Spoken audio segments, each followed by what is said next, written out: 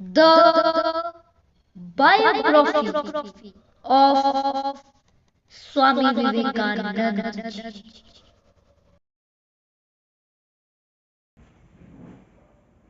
ना तलवार उठी ना खून बहा, कि ना तलवार उठी ना खून बहा, परंतु फिर भी ये सारी दुनिया हिल गई।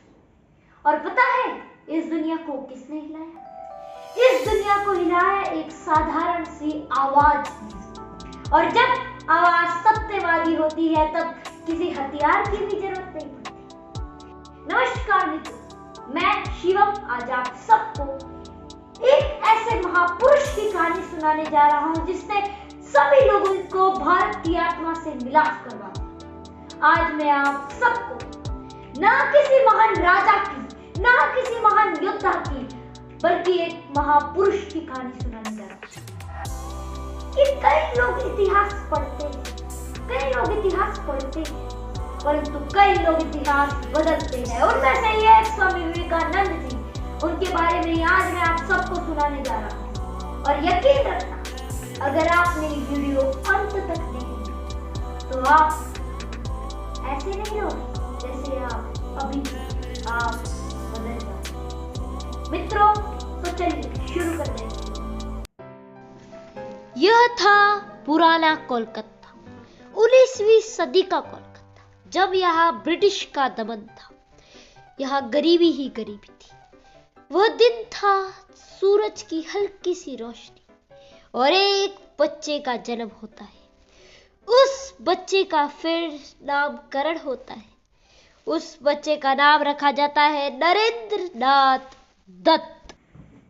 जो हमारे स्वामी विवेकानंद जी थे बचपन में, यानी कि उनका बचपन में उन्हें प्यार से नरेन बोलते थे। तो नरेन क्या थे? वो बड़े शरारती हुआ करते थे बचपन में। वो क्या करते थे ना, उनके घर के आंगन में, उनके घर के बाहर एक पेड़ हुआ करता था। पेड़, उस पेड़ की टहनी में लटका करते थे, उसमें झूला करते थे। उनके बड़े मित्र थे बहुत सारे, वो भी उनको लटकाया करते थे और ऐसे झूला करते थे, उसमें झूला करते थे। टहनी के जो पिताजी थे उनको गुस्सा आ गया कि ये यार ये ऐसे लटकते हैं, मतलब ये कहीं नीचे भी गिर सकते हैं। उन्हें गुस्सा आ गया। उन्होंने सोचा इनका लटकाना तो बंद करना पड़ेगा। एक काम करता हूँ, इनके साथ एक खेल। पिताजी को आया आइडिया, और पिताजी ने क्या बोला? पिताजी ने बोला कि बेटा इस पेड़ में ना भूत आता है, और भूत क्या करता है ना, जो भी इस पेड़ की टहनी पे अटकता है ना, भूत उसे खत्म कर देता है, भूत उसकी गर्दन मोड़ देता है। सारे बच्चे डर गए, अरे अरे भूत आएगा, अरे क्या होएगा, भूत आ जाएगा। लेकिन जो नरेंद्र नाथ दत्त थे, नरेन, वो अगले दिन फिर आते और फिर लटक जाते, फिर झूलने लगते। सारे बच्चे आए, अरे नरेन तू फिर लटक रहा है, तेरे पिताजी ने मना किया, तेरे को भूत का आपको मार देगा।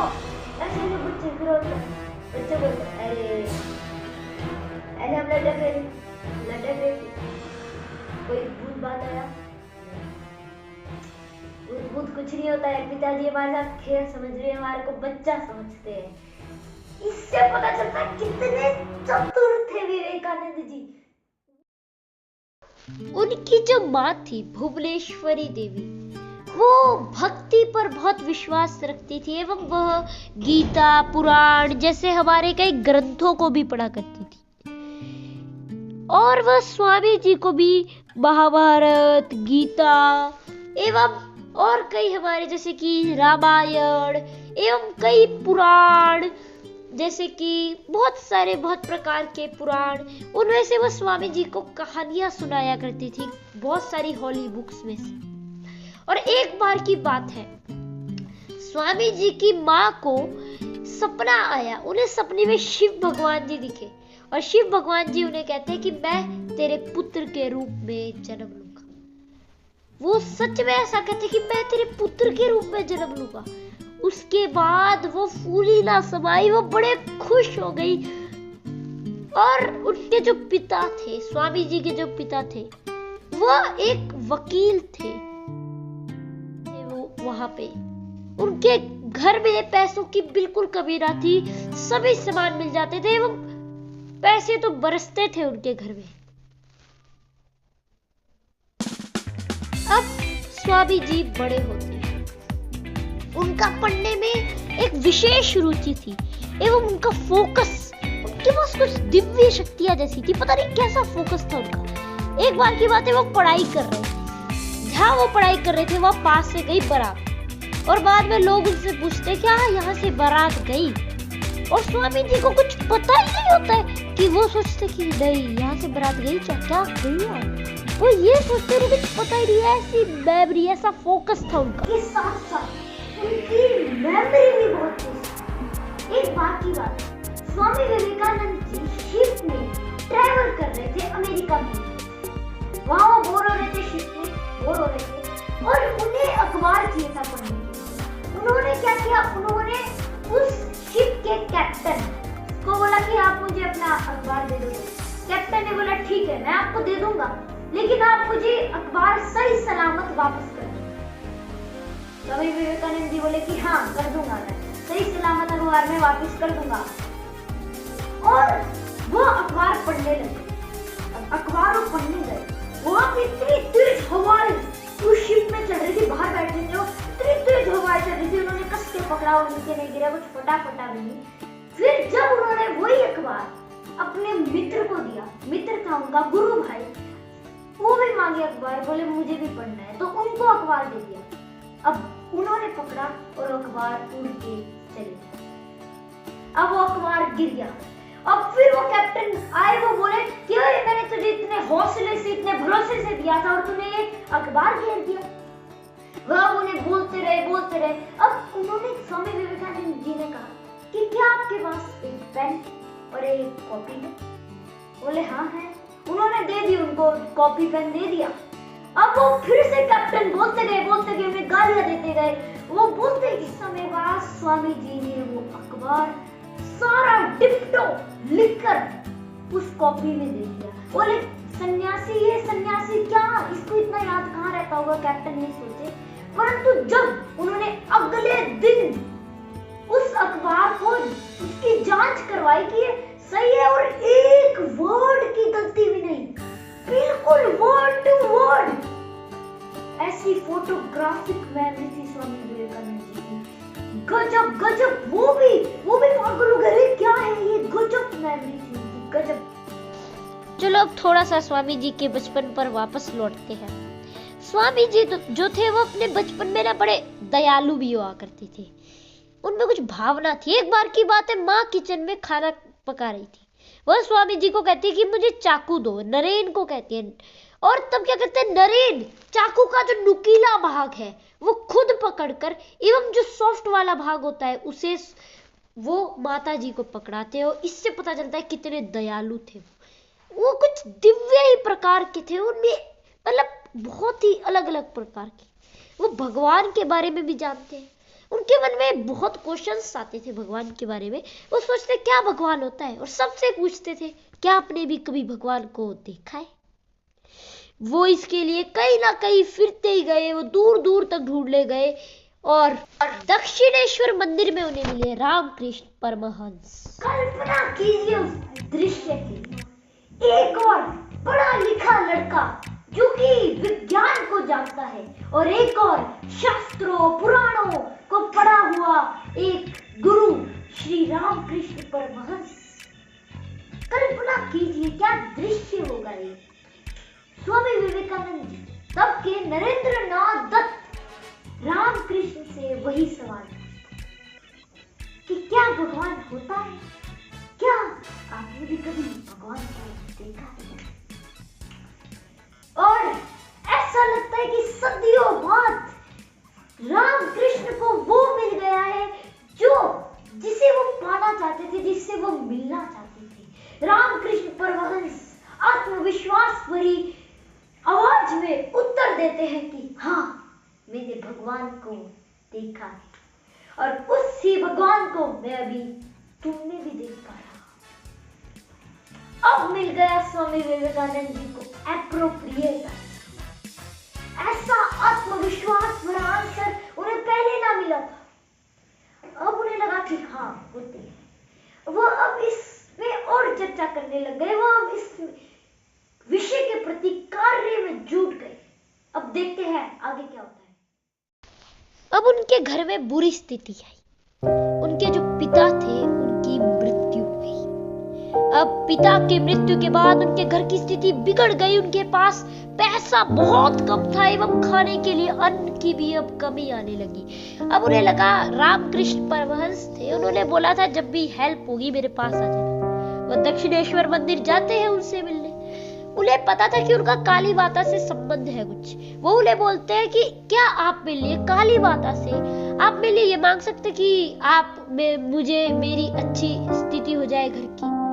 वो बोलते हैं, रामकृष्ण परमहंस बोलते हैं कि बेटा तू खुद जा, तू खुद मांग। स्वामी विवेकानंद जी खुद जाते हैं, वो खुद मांगते हैं, परंतु उनसे ये मांगे ही नहीं जाता कि मेरे घर की स्थिति संभाल। वो ये बोल ही नहीं पाते। वो ये बोलते हैं कि हे माँ मुझे बुद्धि दे, मुझे शक्ति दे। अब वो फिर से जाते हैं, वो एक और बार जाते हैं, वो सेकंड टाइम जाते हैं। अब वो फिर गए, अब फिर वो ये बोलना चाहते थे कि मेरे घर की स्थिति संभाल, लेकिन उससे फिर रियली ये बोले ही नहीं जाता। वो थर्ड टाइम भी जाते हैं, वो तीसरी बार भी जाते हैं, और तीसरी बार भी वो ये फिर से बोल नहीं पाते कि मेरे घर की स्थिति संभालवा। अब वह धर्म को जानते हैं, वो रामकृष्ण परमहंस के एक शिष्य बन जाते हैं। वह सन्यासी बनने के मार्ग पर चलते हैं, वह सन्यास को अपना लेते हैं। और अब वो हमारे इस भारत की यात्रा करते हैं। वो भारत की यात्रा करते हैं, वो देखते हैं कि यहाँ चारों ओर गरीबी ही गरीबी है।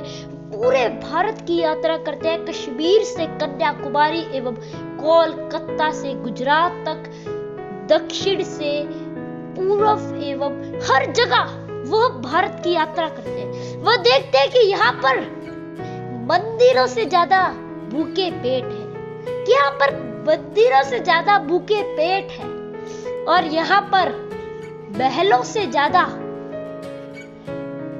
झुग्गी झोपड़ियां मिल रही है। वो इस भारत का ये देखते हैं, परंतु उन्हें बीच में इनविटेशन मिलता है शिकागो के लिए, जो अमेरिका में है। वो अमेरिका जाते हैं, वह शिकागो में एक धर्म सम्मेलन। अब आया वह दिन 11 सितंबर 1893। दिन था जिस दिन वह था शिकागो का विश्व प्रसिद्ध आर्ट इंस्टीट्यूट, और वहां आए थे विश्व प्रसिद्ध धर्म गुरु एवं अलग अलग देशों से अलग अलग धर्मों के प्रतिनिधित्व, और वहां आए थे विद्वान लोग। उनमें से एक भगवाधारी सन्यासी, ना कोई देश की शक्ति और ना ही कोई बड़ा धर्म, बस आत्मविश्वास। वहां जो सभी अलग अलग धर्म के अनुयायी थे, उन सबको वहां आधे घंटे का समय दिया गया था, परंतु हमारे स्वामी विवेकानंद जी को नीचा दिखाने के लिए उन्होंने अंत में उन्हें केवल 2 मिनट दिए। केवल 2 मिनट दिए थे अंत में बोलने के लिए। सभी अपने अपने भाषण देते हैं, सभी अपने अपने धर्मों का सार बताते हैं, आधे घंटे तक बोलते हैं, परंतु अब मंच पर बुलाया जाता है उस भगवाधारी सन्यासी को, स्वामी विवेकानंद जी को। उन्हें मंच पर बुलाया जाता है, वो मंच पर कदम रखते हैं और वह अपना सिर झुकाते हैं एवं सरस्वती माँ को नमन करते हैं, और फिर वो उस मंच को सभी श्रोतागण को निहारते हैं। वो चारों ओर अपनी नजरें ले जाते हैं और फिर वो अपने भाषण की शुरुआत करते हैं, और वो अपने भाषण की शुरुआत करते हैं 5 शब्दों से। और ये वही 5 शब्द थे जो उस मंच को हिला देते हैं, जो वहां बैठे हुए 7000 लोगों को हिला देते हैं, पूरी दुनिया को। वह तब सभी दुनिया का दिल का तारवद उन 5 शब्दों से जीत लेते हैं। वह 5 शब्द थे, brothers and sisters of America. इन 5 शब्दों के बाद पूरे वहां बैठे हुए 7000 लोग 2 मिनट तक लगातार तालियां ही बजाते रहते हैं। वो लगातार तालियां बजाते हैं। पश्चिमी संस्कृति को ये शब्द इतने पसंद आते हैं उन लोगों को, वो बिल्कुल स्वामी विवेकानंद जी के फैन बन जाते हैं, रियल फैन बन जाते हैं। वो तालियां ही बजाते रहते हैं। गौर की बात है, केवल 2 मिनट का समय उन्हें दिया था बोलने के लिए, और 2 मिनट तक तो लोग तालियां ही बजाने लगते हैं। अब वो अपने भाषण की शुरुआत करते हैं। वो कहते हैं कि जिस प्रकार से अलग अलग नदियां अलग अलग स्रोतों से निकलती हैं, परंतु अंत में जाकर वो एक ही समुद्र में मिल जाता है, वो एक ही समुद्र में मिल जाते हैं, उसी प्रकार से अलग अलग धर्म के लोग अलग अलग रास्तों से चलकर अंत में जाकर एक ही ईश्वर, एक ही परमात्मा से मिलते हैं। ये उनके वचन थे। ये वहां के लोगों को बहुत पसंद आते हैं, उनके दिल को ये वचन छू जाते हैं। वो ये सिद्ध करते थे कि वह उस दिन किसी एक धर्म का प्रतिनिधित्व करने नहीं आए थे, वो इस मानवता का प्रतिनिधित्व करने आए थे। वो सभी को कहते हैं मेरे भाइयों और बहनों, वासुदेव कुटुंबकम, इस सिद्धांत को भी वह सिद्ध कर देते। यह थे स्वामी विवेकानंद। अब वह अपने धर्म की ओर थोड़ा ध्यान लोगों का व्यतीत करते हैं। वह ये कहते हैं कि हिंदू किसी मूर्ति पूजन का ये कोई धर्म नहीं है, बल्कि हिंदू सार्वभौमिक स्वीकृति का धर्म है। सभी दूसरे धर्मों को भी ये समान मानने वाला धर्म। वह ये भी कहते हैं कि मैं इस धर्म का अनुयायी हूं, मुझे इस बात पर स्वयं पर गर्व। वो गीता के कुछ वचनों को भी दोहराते हैं। वो इस वचनों को दोहराते हैं कि जो भी मेरे पास आता है मैं उसे उसी रूप में स्वीकार करता हूं, क्योंकि अंत में जाकर सभी एक ही सत्य के पास ले जाते हैं, इस ईश्वर के पास ले जाते हैं। बल्कि 1.5 घंटे तक लोग उन्हें सुनते रहते हैं। वहां था सन्नाटा, सभी स्वामी विवेकानंद जी को सुनते हैं और तालियां, सन्नाटा और तालियां, बस यही चल रहा था। सभी को स्वामी विवेकानंद जी के वो वचन इतने पसंद आते कि अमेरिकी अखबार स्वामी विवेकानंद जी को यह भी कहते हैं कि उन्हें वह एक चक्रवाती सन्यासी कहते हैं, यानी कि साइक्लोनिक हिंदू उन्हें कहा जाता है। और न्यूयॉर्क अखबार तो यह कहता है कि ये जो है ये एक ईश्वर दत्त व्यक्ति है, इसकी आवाज, इसके शब्द, इसका सब कुछ ही असाधारण है, ये एक दिव्य व्यक्ति है। वह यह कहते हैं स्वामी विवेकानंद जी के बारे में। और एक अमेरिकी अखबार तो यहां तक कह देता है कि जिस देश में स्वामी विवेकानंद जी की भाषण को सुनने के बाद तो ऐसा लगता है कि जिस देश में इतने बुद्धिजीवी लोग रहते हैं, उस देश में किसी धर्म सिखाने के लिए मिशनरी को भेजना तो सरासर भूल है। एक अखबार यहां तक भी कह देता है, अब स्वामी विवेकानंद जी हो जाते हैं सुप्रसिद्ध। सभी बड़े बड़े लोग, बड़े बड़े स्वामी जी अब बहुत प्रसिद्ध हो जाते हैं, परंतु स्वामी जी को यह पता था, उन्होंने जो बीज शिकागो में बोया है उसका वह एक विशाल वृक्ष तो केवल हमारे भारत देश में ही बना। और इस काम के लिए उन्हें भारत वापस जाना था। और अभी तो यह कहानी आधी भी खत्म नहीं हुई है, आधी से भी कम खत्म हुई, अभी तो बहुत कहानी है। और स्वामी जी का मुख्य उपदेश तो अभी रह ही गए। स्वामी जी कैसे युवाओं को आगे लाते हैं, उन्हें पता था कि हमारे, अगर मुझे महापुरुष बनना है तो मुझे अपनी भारत माँ की सेवा करनी होगी। यह अभी उन्हें भारत माँ की भी तो सेवा करनी है। अभी तो ये कहानी की बहुत सारा पार्ट है, तो इंतजार कीजिए पार्ट 2 के लिए। और अभी इस चैनल को सब्सक्राइब कर दीजिए अगर आप इंतजार कर रहे हैं पार्ट 2 के, और बेल आइकन भी प्रेस कर दीजिएगा जिससे सबसे पहले आप तक ये वीडियो आ जाइए। और प्लीज लाइक कर दीजिएगा अगर आपको ये वीडियो अच्छी लगी हो। हमारे मेहनत का हमारे लिए एक फल होता है आपका एक लाइक। धन्यवाद, मिलते हैं आपसे।